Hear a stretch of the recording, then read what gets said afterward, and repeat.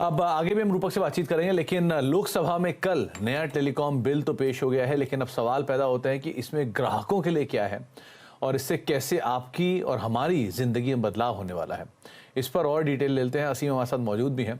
तो असीम, पहली चीज़ तो आप ये बताएं कि जो लोकसभा में कल टेलीकॉम बिल पेश हुआ, इसमें आम ग्राहकों के लिए क्या है, कैसे वो इस बिल को देखें, क्या इम्प्लीकेशन रहेंगे, उन पर किस तरह का इम्पैक्ट आएगा?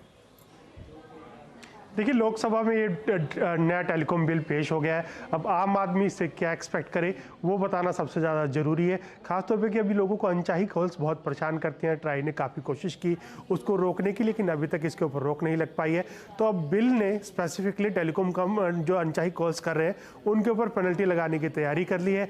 खासतौर पर कि अगर आपको पहले उपभोक्ता से मंजूरी लेनी पड़ेगी, उसको किसी भी तरह का कोई भी मैसेज भेजना है तो उपभोक्ता की मंजूरी जरूरी होगी।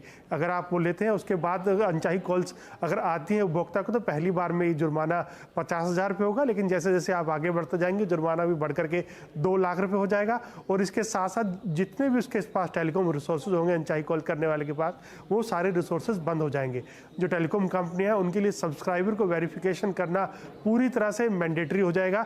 यानी कि अब बायोमेट्रिक्स वेरिफिकेशन उपभोक्ता का होगा, चाहे वो आईरिस के जरिए हो या फिर उसके बायोमेट्रिक्स के जरिए हो। तो ये सारी चीज़ें, एक और सबसे बड़ी चीज़ कि टेलीकॉम इंफ्रास्ट्रक्चर को काफ़ी क्रिटिकल यहाँ पर मान लिया गया है। कोई उसको नुकसान पहुँचाता है, कोई उसके अंदर हैकिंग करता है या फिर उसको टावर को नुकसान पहुँचाता है, फाइबर को काटता है, तो उसके लिए भी यहाँ पर सजा का प्रावधान दिया गया है। 2 लाख रुपए 2 करोड़ रुपए से सजा लेकर जुर्माने से लेकर के यहाँ पर 3 साल तक की सजा का प्रावधान इस बिल के अंदर रखा गया है। जी, तो असीम, आपने इसमें ये ग्राहकों के लिए तो ये बातें रखी, लेकिन नेशनल सिक्योरिटी को लेकर उस पर भी कुछ है क्या?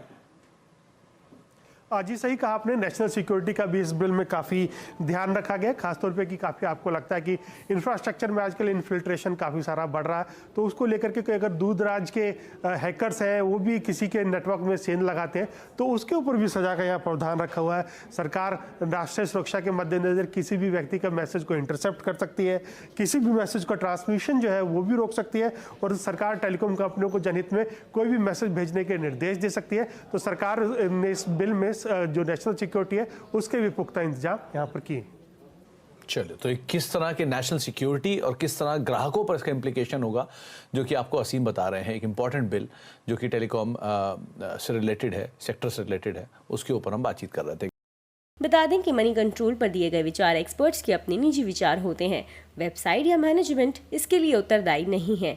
यूजर्स को मनी कंट्रोल की सलाह है कि कोई भी निवेश निर्णय लेने से पहले सर्टिफाइड एक्सपर्ट की सलाह लें।